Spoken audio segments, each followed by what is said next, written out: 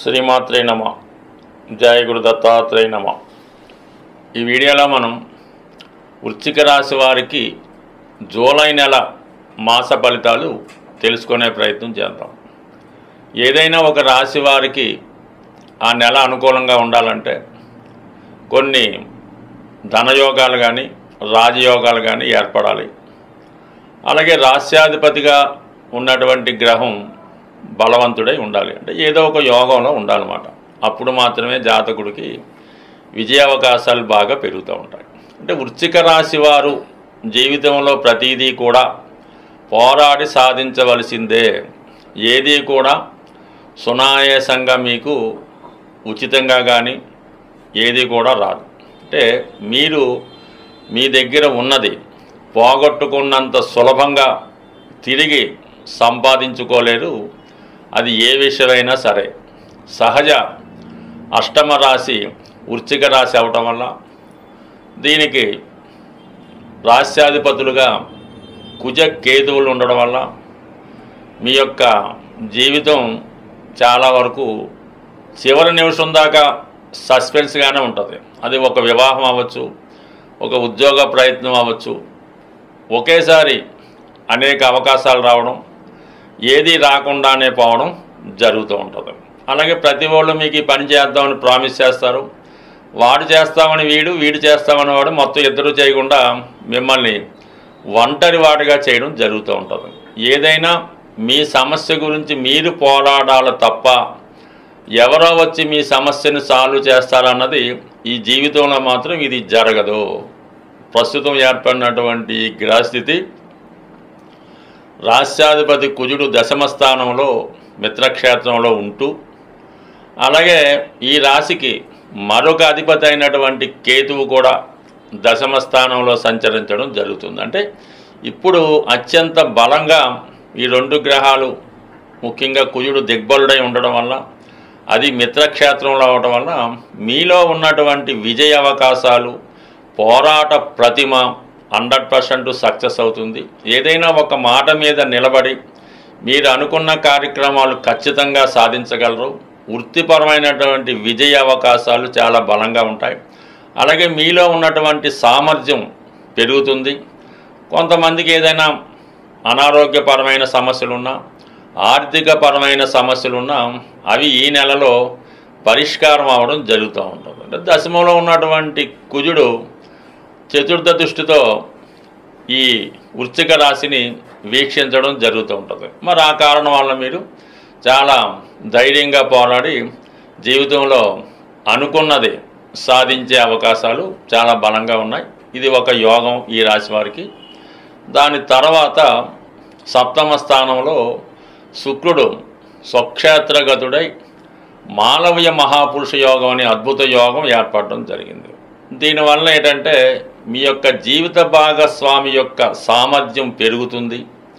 అలాగే వ్యక్తిగతంగా మీకు మీ భార్య గారికి ఉన్నటువంటి సమస్యలు పరిష్కారం అవడం కానీ, అలాగే ఆర్థిక పరంగా ఉన్నటువంటి సమస్యలు పరిష్కారం అవుతాయి. అంటే మీలో చాలా స్టామినా పెరుగుతూ ఉంటుంది. అంటే అటు కుజుడు దశమ స్థానంలోకి రావడం, మరి సప్తమంలో ఉన్నటువంటి శుక్రుడు అనుకుంటాం కానీ శుక్రుడు సాక్షాత్తు పరశురామ అవతారం లాంటిది.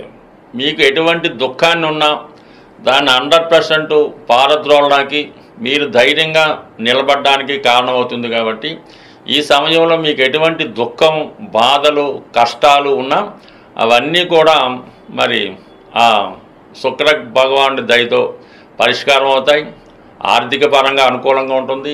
ముఖ్యంగా స్త్రీలకి ఉద్యోగ ఉపాధి అవకాశాలు పెరగడం, వివాహంలో ఉన్నటువంటి సమస్యలు అది ఎటువంటిదైనా 100% పరిష్కార దిశగా వెళ్ళడం జరుగుతూ ఉంటుంది. ఈ రెండు ఈ విధంగా ఉంటే ఇక ఈ పనులకి ధనాన్ని ఇచ్చే గ్రహం ధనాధిపతిగా ఉన్నటువంటి గురువు అష్టమ స్థానంలో ఉంటూ ధనస్థానాన్ని వీక్షిస్తున్నాడు. ఇక్కడ రెండు విధాలుగా మీ కుటుంబ సభ్యుల సహకారంతో, మీ వ్యక్తిగత సామర్థ్యంతో, ఒకటి ధనాధిపతిగా గురువు, మీలో ఉన్నటువంటి టాలెంటు, విద్వత్తు, సామర్థ్యం పంచమాధిపతిగా, ఈ రెండు కూడా మీకు ఈ సమయంలో కలిసి రావడం జరుగుతుంది.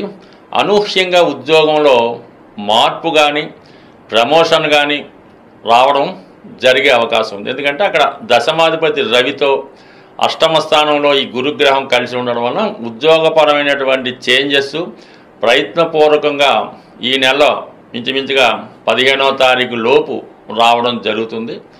దాని తర్వాత మళ్ళా ఈ రవిగ్రహం భాగ్యస్థానంలోకి మారుతూ అక్కడ ఉన్నటువంటి బుధగ్రహంతో కలిసి ఒక విధమైనటువంటి బుధాదిత్య యోగం, అలాగే ఈ రాశి వారికి ఎస్పెషల్లీ నిపుణ యోగం అనే యోగం ఏర్పడుతుంది. సో ఏదైనా అటు దశమాధిపతి అటు లాభాధిపతి ఈ అష్టమాధిపతి కలడం వల్ల అనూహ్యంగా ఒక అదృష్ట వార్త మీరు వింటారు.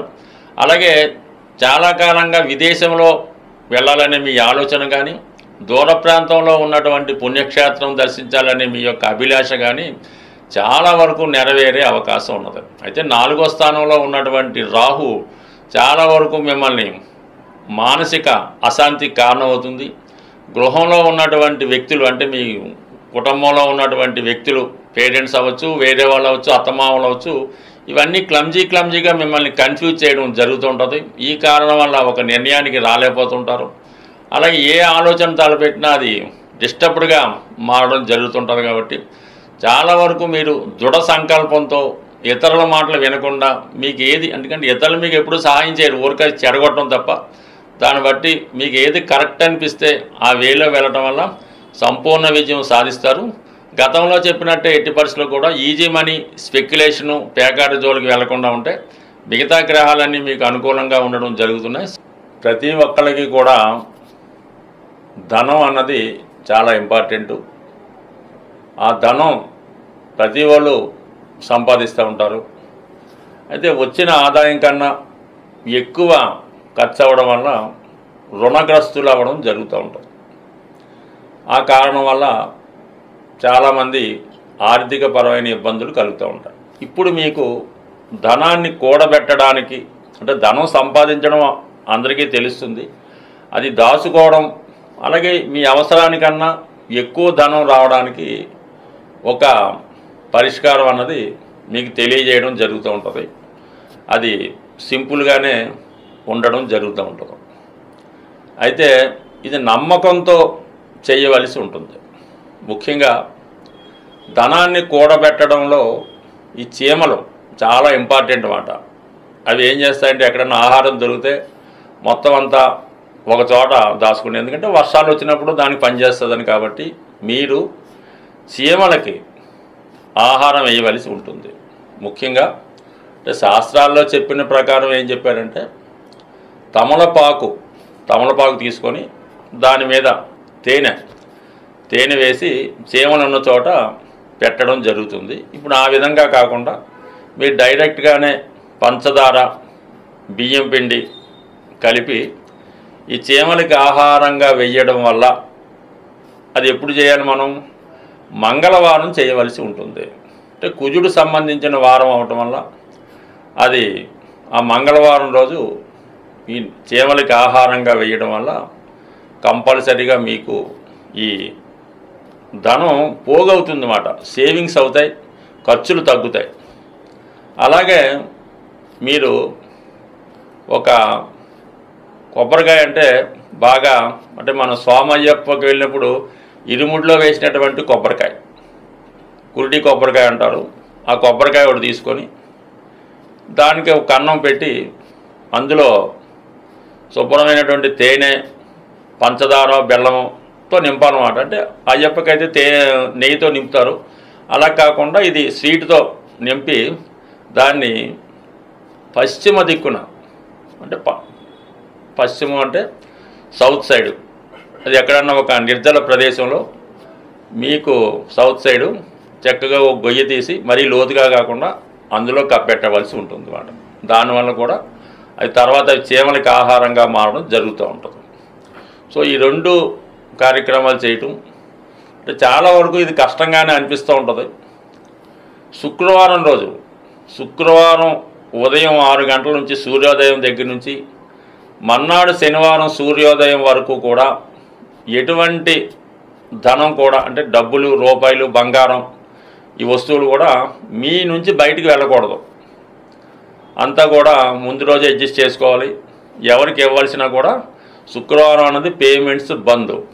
మళ్ళీ శనివారం మాత్రమే ఇది స్టార్ట్ అవుతుంది. ఇది ఎంత కష్టమైనా సరే మీరు అవసరమైతే శుక్రవారం అర్జెంట్ అయితే వేరే వాడిని ఫోన్పే చేయమంటే తప్ప మీరు మాత్రం ఖర్చు పెట్టద్దు. అలా ఒక 8 వారాలు మీరు చేస్తే 100% మీ యొక్క ఆర్థిక సమస్య పరిష్కారమై నిరంతరం మీ ఎనపెట్లో ధనం నిలబడుతూ ఉంటుంది.